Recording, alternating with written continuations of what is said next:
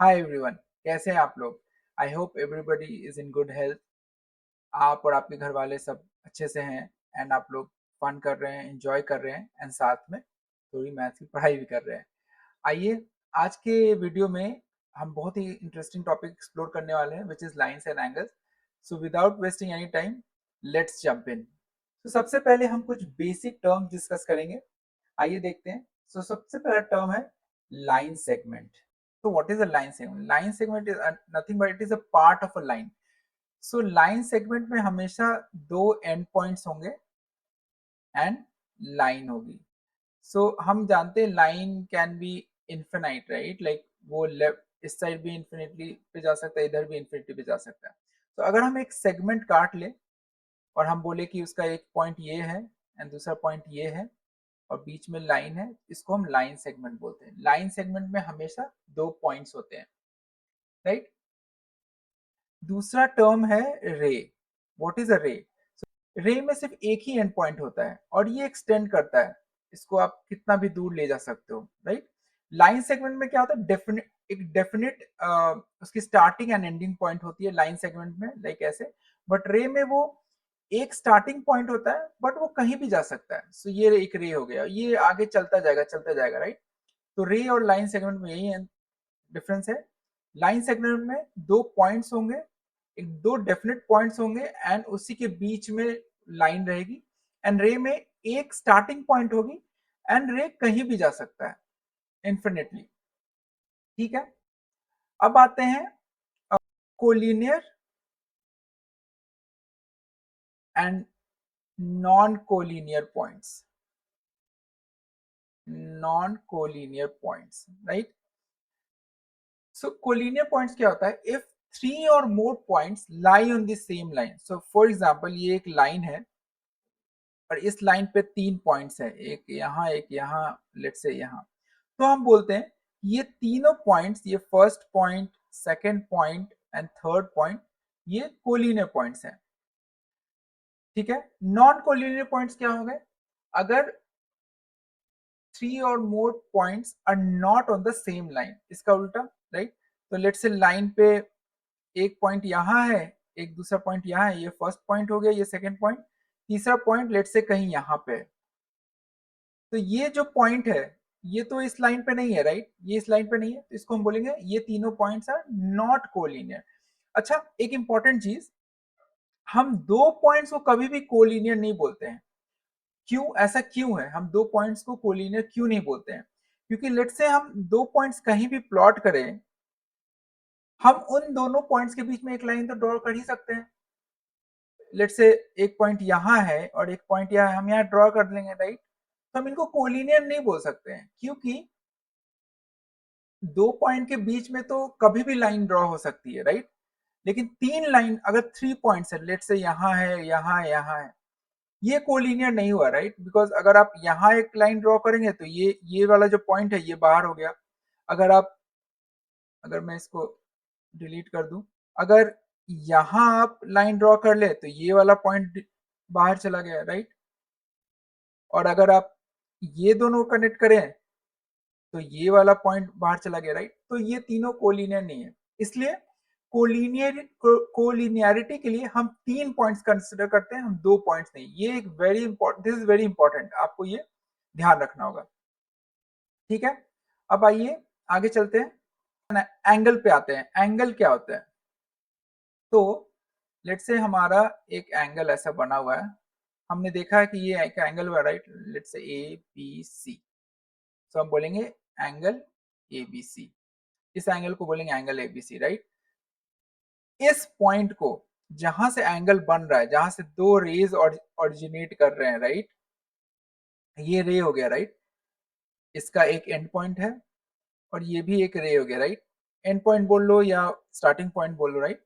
ये भी एक रे, बीसी भी एक रे है एंड ए बी भी एक रे है। इस पॉइंट को जहां पे दो रेज कोइंसाइड कर रहे हैं, जहां पे एंगल बन रहा है, उसको हम बोलते हैं वॉर्टेक्स। ठीक है, और इन दोनों रेज को, like A B and B C को हम बोलते हैं arms of the angle. Arms of angle. ये सिर्फ टर्म्स है, आपको बस ध्यान रखना है।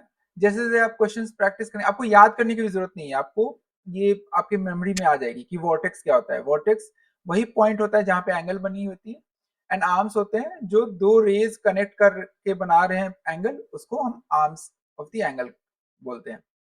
आसान है। तो अभी तक हमने क्या क्या सीखा?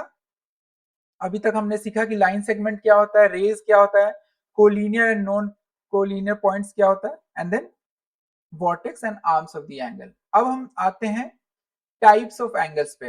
एंगल भी बहुत तरीके के हो सकते हैं। सो सबसे पहला होता है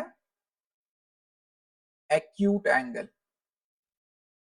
सो एक्यूट एंगल क्या होता है? Any angle which is less than 90 degree. So let's say ये जो एंगल है x degree, so x degree will be greater than 0 degree and less than 90 degree. सारे एंगल्स, कोई भी एंगल अगर लेस देन 90 डिग्री हुआ तो उसको हम एक्यूट एंगल बोलते हैं। Make sense? Next is right angle. अब राइट एंगल क्या होता है? हमने ऑलरेडी पहले के ज्योमेट्री के सेशंस में देखा है, right angle is nothing but 90 degree. So अगर ये x है तो x equals 90 degree. So right angle is always 90 degree. अगर 90 डिग्री का एंगल बन रहा है उसको हम राइट एंगल बोलते हैं। ठीक है। तीसरे पे आते हैं ऑब्ट्यूज एंगल। तो ऑब्ट्यूज एंगल क्या है? सो ऑब्ट्यूज एंगल इस, अगर ये 90 है तो मैं 90 से थोड़ा सा बड़ा एंगल बना दूंगा यहाँ पे। लेट्स से ये x डिग्री है। So any angle which is greater than 90 degree, right, and less than 180 degree, उसको हम ऑब्ट्यूज एंगल बोलते हैं। ठीक है। तो सबसे छोटे एंगल से हमने स्टार्ट किया था, which is acute angle less than 90 degree, right angle which is equal to 90 degree, and obtuse angle which is greater than 90 degree but less than 180 degree. ये सब आपको ध्यान रखना है। ये टर्म्स यूज हो सकते हैं, क्वेश्चंस में यूज होंगे। देन आपको अगर नहीं पता हुआ कि ऑब्ट्यूज एंगल होता क्या है, देन आप क्वेश्चंस सॉल्व नहीं कर पाएंगे, राइट। तो बस ध्यान रखने की चीजें हैं। ऐसे आपको मेमोराइज भी नहीं करनी, जैसे जैसे आप क्वेश्चन सॉल्व करेंगे आपको ये याद हो जाएगा कि ऑब्ट्यूज एंगल क्या होता है, एक्यूट एंगल क्या होता है, राइट एंगल क्या होता है। ठीक है। तीसरा आते हैं स्ट्रेट एंगल। स्ट्रेट, सॉरी, चौथा चौथा इज स्ट्रेट एंगल। तो चौथा, अब हमने छोटे एंगल से शुरू किया, हम बढ़ते जा रहे हैं, right.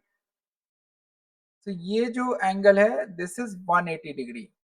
So x is equal to 180 degree. So 180 degree angle को हम बोलते हैं स्ट्रेट एंगल। और स्ट्रेट एंगल क्यों बोलते हैं? क्योंकि ये स्ट्रेट लाइन पे लाई करता है, राइट। ये लाइन है और ये पूरा एंगल, इसको हम 180 डिग्री बोलते हैं, राइट। ये 180 डिग्री होता है एंड इसको स्ट्रेट एंगल बोलते हैं क्योंकि ये एक स्ट्रेट लाइन पे लाई कर रहा होता है, right.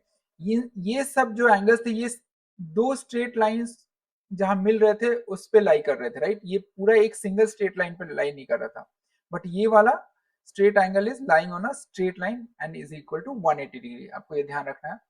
And last is reflex angle.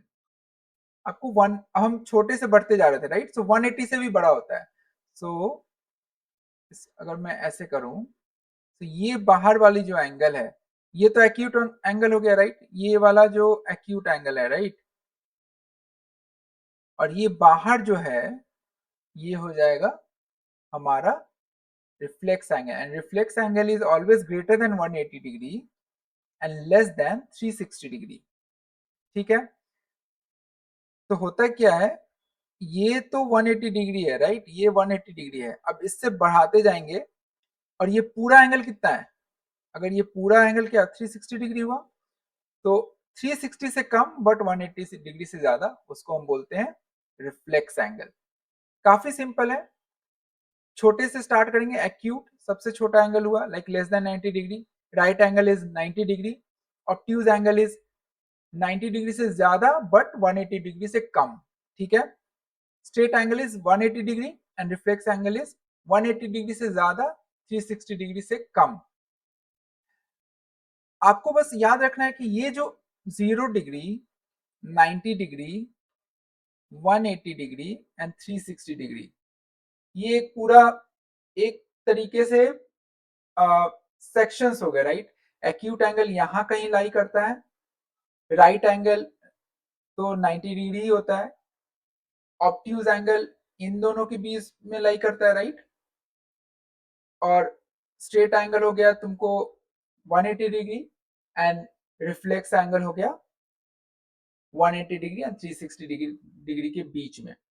तो ये यहाँ लाई करेगा, ये तो 90 डिग्री हुआ, ऑब्ट्यूज एंगल यहाँ बीच में लाई करेगा कहीं, स्ट्रेट एंगल 180 डिग्री हो गया एंड रिफ्लेक्स एंगल इन दोनों के बीच में लाई करेगा, राइट। तो बस ऐसे आपको याद रखना है इसको, ठीक है।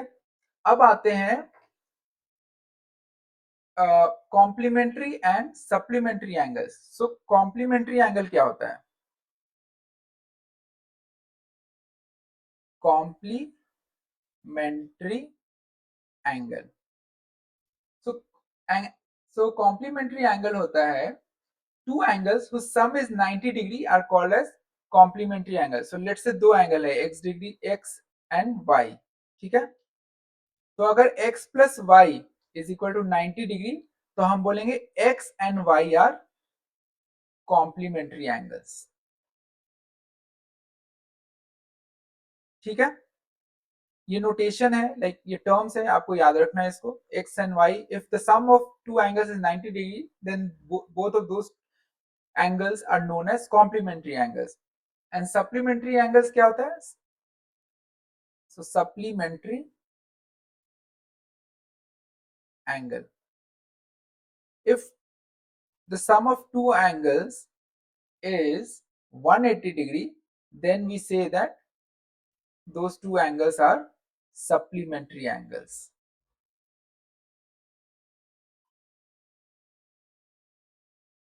ठीक है।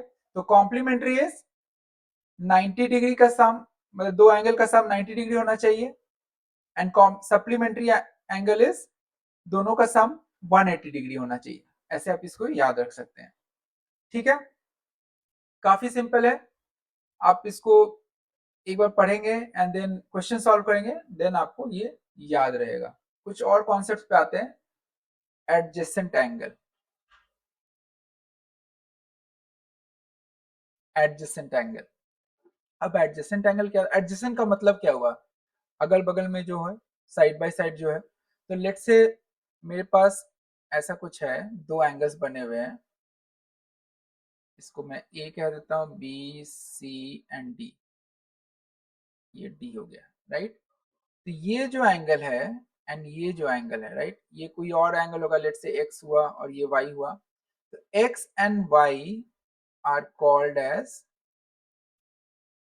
Adjacent angle. अब एडजेसेंट एंगल क्यों हुआ? कॉमन सेंस है, अगल बगल में, इसलिए उनको एडजेसेंट एंगल बोलते हैं, राइट। तो हम बोल सकते हैं angle A B C is nothing but angle A B D plus angle D B C. A B D क्या हुआ? ये वाला angle, and D B C क्या हुआ? ये वाला angle, right, x plus y. तो x and Y are adjacent angles. अच्छा, तो एडजेसेंट एंगल होने के लिए तीन प्रॉपर्टीज देखी जाती हैं। मैं यहाँ पे फिर से ड्रॉ कर लेता हूँ। ये है ए बी सी और ये हो गया डी, ये हुआ एक्स और ये हुआ वाई, ठीक है। तो एडजेसेंट एंगल होने के लिए एक कॉमन वर्टेक्स होना चाहिए। मैं यहाँ लिख देता हूँ, पहला पॉइंट कॉमन वर्टेक्स होना चाहिए। दूसरा, एक कॉमन आर्म होना चाहिए। एंड तीसरा, नॉन कॉमन आर्म जो है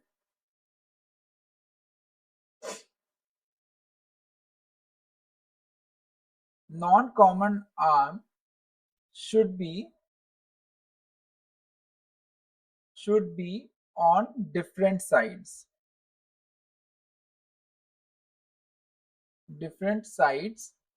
of the common arm. अब इस एग्जांपल से समझते हैं। सो इस एंगल का वर्टेक्स क्या है, मैं दूसरे कलर में लिख लेता हूं।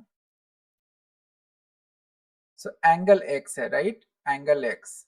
एंगल एक्स का वर्टेक्स क्या है, बी, ठीक है। और उसका आर्म क्या है, ए बी है एक आर्म और बी डी है एक आर्म, राइट।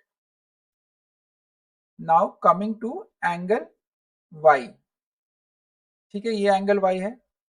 उसका वर्टेक्स क्या है, अगेन बी है उसका वर्टेक्स, और उसका आर्म क्या है, बी सी एक आर्म है एंड बी डी एक आर्म है, राइट। मैं यहाँ पे ड्रॉ कर दूं तो उनके पास एक कॉमन वर्टेक्स आ गया। कॉमन वर्टेक्स कौन सा है, common vertex is nothing but B, B is the common vertex, right. Common arm कौन सा है, B D, B D is the common arm, right.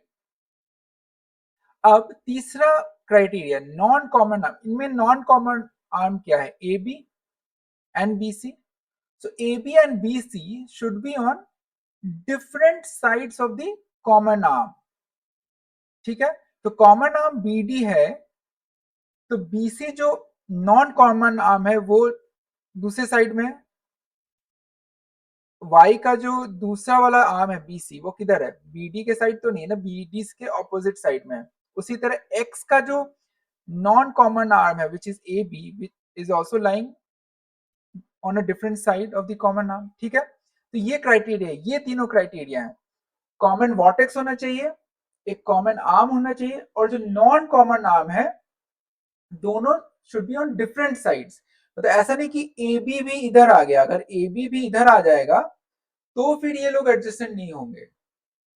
मतलब एक साइड में कॉमन आर्म के एक साइड में दोनों नॉन कॉमन कॉमन आर्म्स नहीं होने चाहिए, ठीक है। अगर ये कॉमन आर्म है, मैं इसको डिलीट कर देता हूं, दूसरे कलर से लिख देता हूं यहाँ पे। अगर बी डी ये कॉमन आर्म है अगर, तो इस इस एंगल का जो दूसरा वाला आर्म है इस साइड है, ठीक है। और इस एंगल का दूसरा वाला है इस साइड है, दोनों like A B and B C are on opposite side, right. तो ये criteria is very important, opposite side में होना चाहिए। अब अब अब एक क्वेश्चन, एक चीज देखते हैं, क्या A B D, angle A B D and angle A B C are they adjacent angles. अब वीडियो पॉज कीजिए और सोचिए, है कि नहीं है। आइए देखते हैं वो है कि नहीं। अब A B C and A B D में कॉमन वर्टेक्स तो मिल गया हमें। मैं यहाँ पे एक दूसरे दूसरे जगह पे ड्रॉ कर लेता हूँ एक बार, ठीक है। ये सी हो गया, ये बी हो गया, राइट। तो हमने क्या बोला था, A B D, angle A B D and angle A B C हम पता कर रहे थे, राइट। तो इनका कॉमन आर्म क्या हो गया, कॉमन आर्म, सॉरी कॉमन, हाँ कॉमन आर्म क्या हो गया, A B D and A B C, common arm A B हो गया, ठीक है। ये क्राइटेरिया सेटिस्फाइड हो गया। कॉमन वर्टेक्स है उनके पास, राइट, कॉमन वर्टेक्स भी बी हो गया, राइट। तो एक कॉमन आर्म हो गया ए बी, एक कॉमन वर्टेक्स हो गया B, but non common arm है क्या, वो ऑपोजिट साइड्स में है, वो नहीं है, right. So we know that the common arm is A B, right, A B common arm है, लेकिन बी डी और बी सी दोनों एक ही साइड में आ गए कॉमन आर्म के। कॉमन आर्म के ऑपोजिट में होना चाहिए था, या तो बी डी इधर कहीं होता, ठीक है, एंड बी सी इस साइड होता, तब तब ये सेटिस्फाई करता है, ये नहीं सेटिस्फाई कर रहा है, इसलिए हम बोलेंगे कि they are not adjacent. Getting my point. आप वीडियो पॉज कीजिए, थोड़ा सोचिए, आपको समझ में आ जाएगा, ठीक है। अब आते हैं हम, तो एडजेसेंट एंगल्स हमने देख लिया, अब आते हैं हम which is called as linear pair of angles. Linear pair of angle, अब लीनियर पेयर ऑफ एंगल क्या होता है, राइट। मैं यहाँ ड्रॉ करता हूँ, लेट से ये है, ठीक है, ये है ए बी सी डी। अब ये एंगल एंड ये एंगल, अब हम बोलेंगे angle A B D and angle D B C are linear pairs of angle. Linear pair क्यों हुआ ये? क्योंकि they lie on a straight line. ये एक स्ट्रेट लाइन है, राइट? अगर हम इस, ये तो हॉरिजॉन्टल स्ट्रेट लाइन हो गया। अगर स्लैंटिंग स्ट्रेट लाइन भी है, ठीक है, और ऐसा कुछ हम ड्रॉ करते हैं, तो ये एंगल और ये एंगल, ये एक्स और वाई, इसको भी हम बोलेंगे linear pair of angles.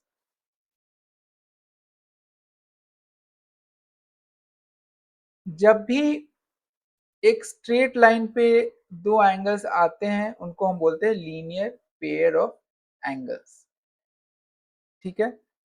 And in दोनों का सम क्या होगा? It will always be 180 degree, because we know that ये जो पूरा एंगल है, ये स्ट्रेट एंगल है, राइट, 180 डिग्री। ये जो किसी भी लाइन पे जो पूरा एंगल होता है वो 180 डिग्री होता है टोटल। तो इसलिए हम बोलते हैं X plus Y is 180 degree. Simple है। अब आते हैं हम vertically opposite angle. Vertically opposite angle, ठीक है। अब वर्टिकली ऑपोजिट एंगल क्या होता है? सो लेट्स से हमारे पास दो ऐसे लाइन हैं या रेज हैं, ये हो गया ए बी, ये हो गया सी डी। तो ये एंगल और ये एंगल, ये वर्टिकली ऑपोजिट है, राइट, एग्जैक्टली ऑपोजिट है। और ये एंगल एंड ये एंगल मैं दूसरे कलर से ड्रॉ कर लेता हूं।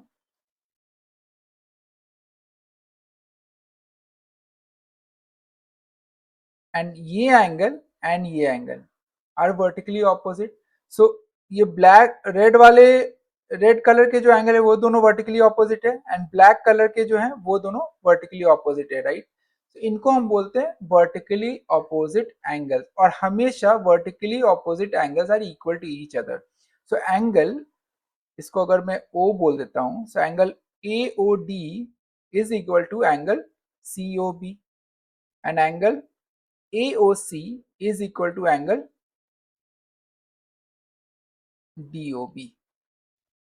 ये ऑलवेज ट्रू होता है। हम इसका प्रूफ भी देखेंगे कि ये ट्रू होता कैसे है, बट अभी के लिए आप मान के चलिए कि ये ट्रू होता है। In the coming video will see, और इन द नेक्स्ट वीडियो हम प्रूफ करेंगे कि ये इक्वल क्यों होता है, ठीक है। अब आते हैं हम intersecting and non-intersecting lines. What are intersecting lines? Intersecting lines क्या होते हैं? अगर दो लाइन है, ये दो लाइन है, ये ए बी है और ये सी डी है, तो ये दो लाइन इंटरसेक्ट कर रही है, सिंपल, इसको इंटरसेक्ट, यहाँ पे इंटरसेक्ट कर रही है पॉइंट ओ पे, तो इनको बोलेंगे intersecting line. Non intersecting lines क्या होते हैं?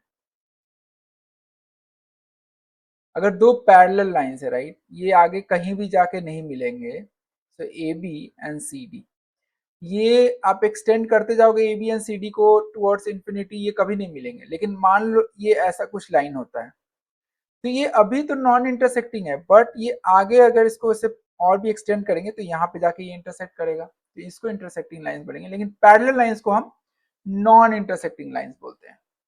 Make sense? अब कुछ और कॉन्सेप्ट्स हम देखते हैं। हमें पता है कि ये जो लाइन है, ये एक स्ट्रेट लाइन है, राइट, और ये जो एंगल है ये 180 डिग्री होता है। Make sense? तो लेट्स से अगर बीच में हम इसको इंटरसेक्ट करते हैं, ये x हो जाता है, ये y हो जाता है, तो हम बोल सकते हैं x plus Y is equal to 180 degree. क्यों? क्योंकि ये जो पूरा एंगल है, टोटल एंगल, राइट, ये lie on a straight line, and straight line पे जो एंगल लाई करता है what that is a straight angle, and उसको 180 डिग्री बोलते हैं, राइट। तो इसलिए x plus Y is 180 degree, ठीक है। Make sense?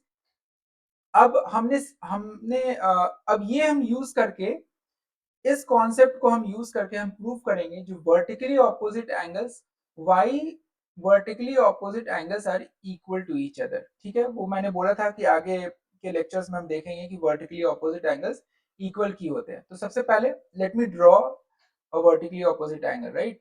तो मैं एक ऐसा रे बना देता हूँ ए बी, और यहाँ पे एक रे बना देता हूँ सी डी। ठीक है, मेरी ड्राइंग काफ़ी ख़राब है, सो मुझे माफ़ कर देना, but just bear with me. ठीक है, इसको मैं, इस पॉइंट को मैं लिख देता हूँ ओ। ठीक है, अब ये एंगल एंड ये एंगल सेम होगा, ये हमने देखा है, राइट? बट हमें अभी प्रूव करना है, और ये एंगल एंड ये एंगल सेम होगा।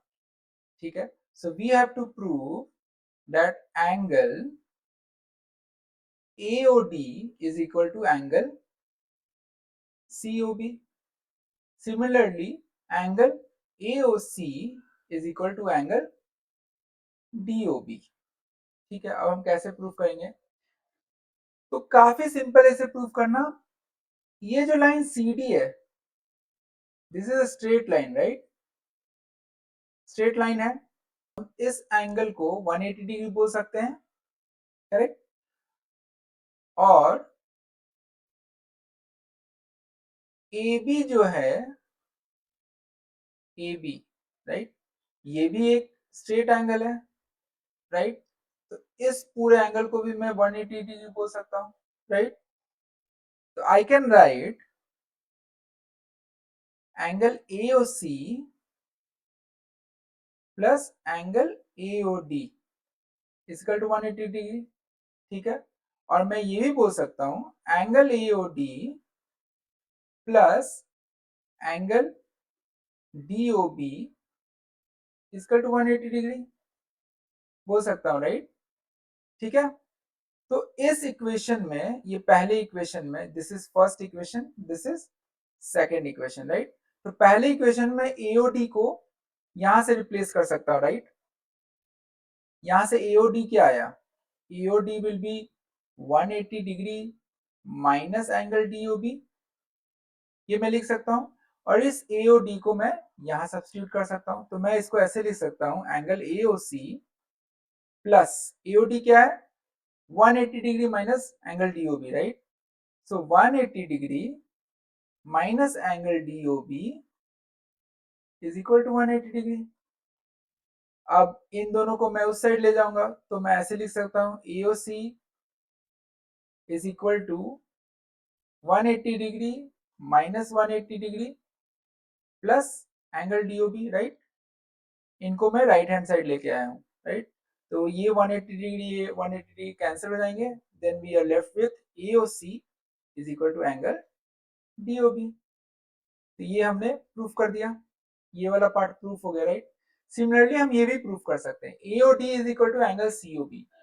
लेट्स से हमारे पास एक ऐसा सिचुएशन दिया हुआ है, सो ये है P, ये है O, ये है Q, ये है R और ये है S।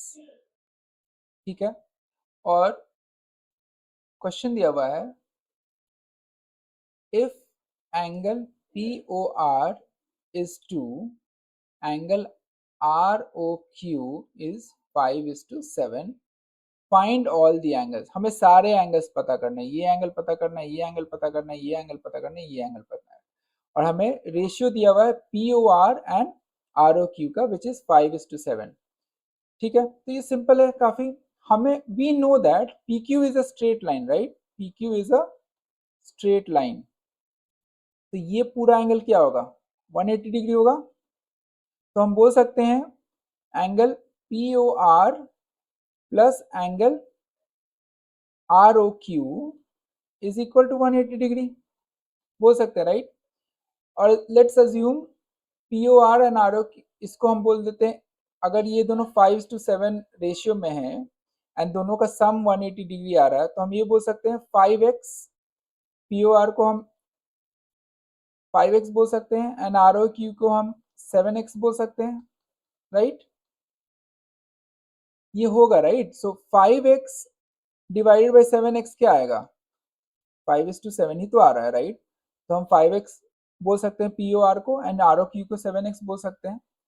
अब इन दोनों का सम क्या हुआ? 12x equals to 180 degree, x equal,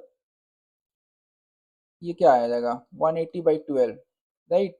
so 3 4 are 12, 3 6 are 18, 0, this is 15, तो x की वैल्यू आ गई 15, राइट। सो एंगल POR क्या है?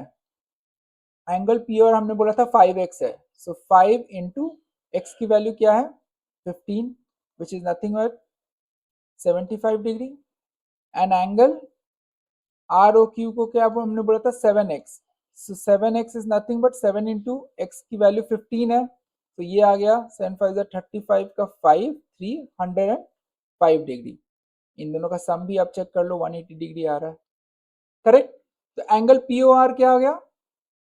एंगल POR हो गया 75 डिग्री। मैं ना अलग कलर से ड्रॉ कर देता हूँ।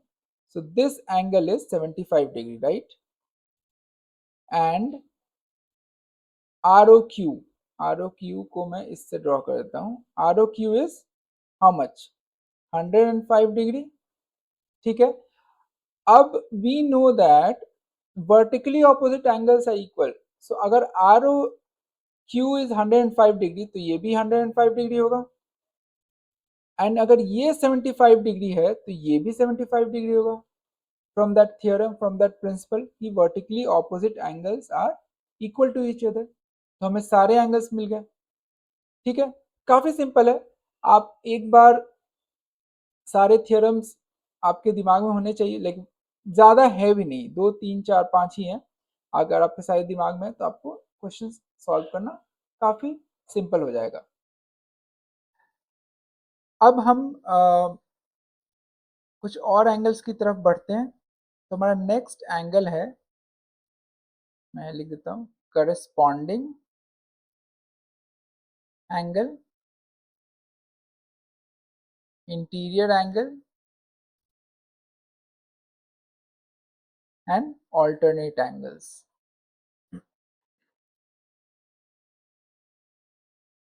पैरेलल लाइन से कॉन्सेप्ट आता है।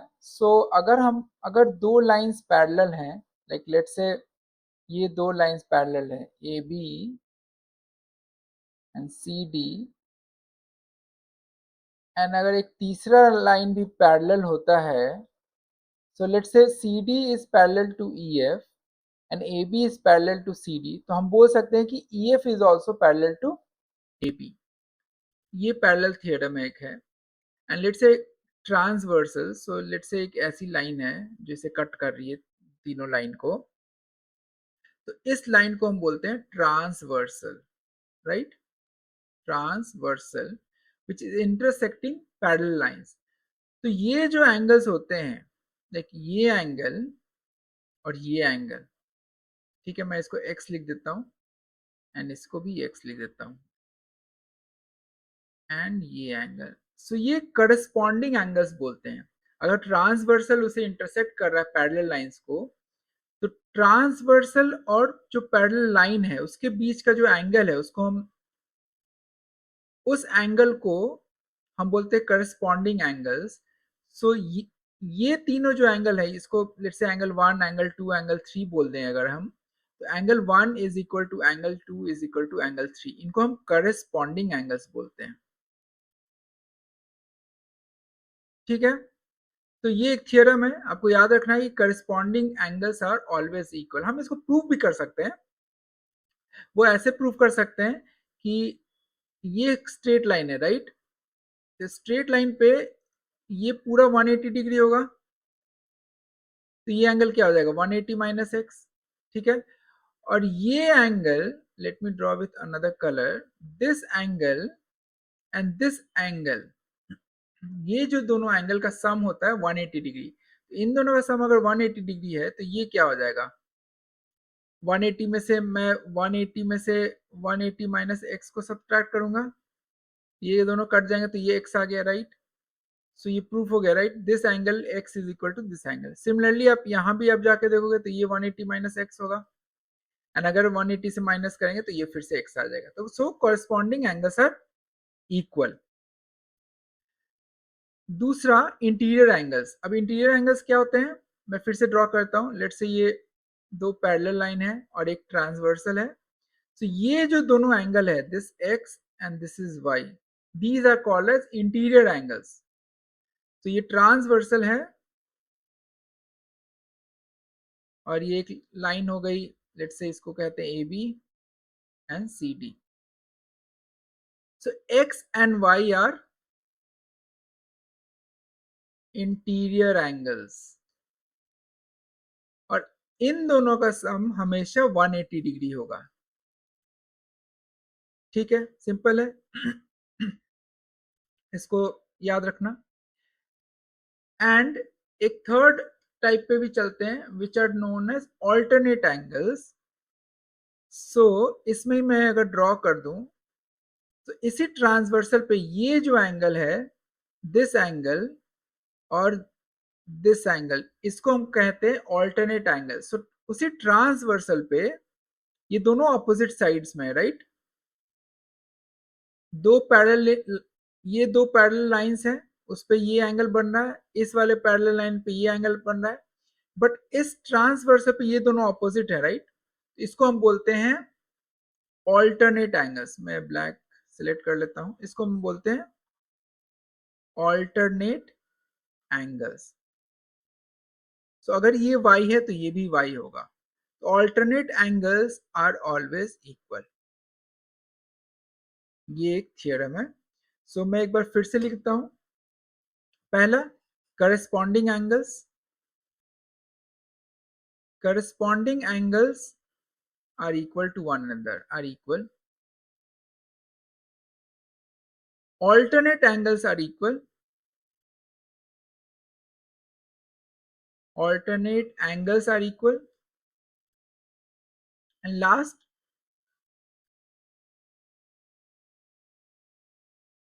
sum of interior angles is 180 degree.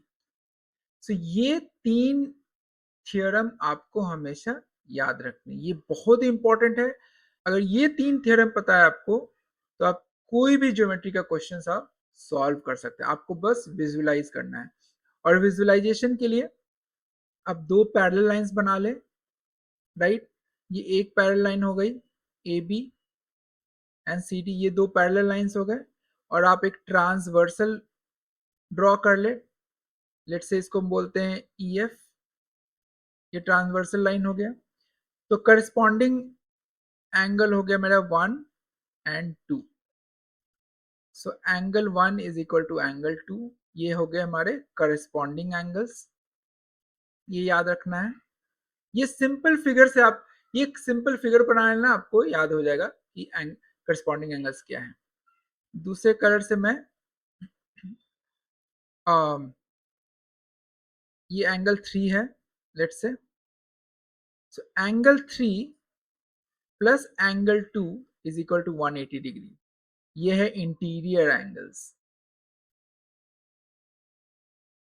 ठीक है, एंड देन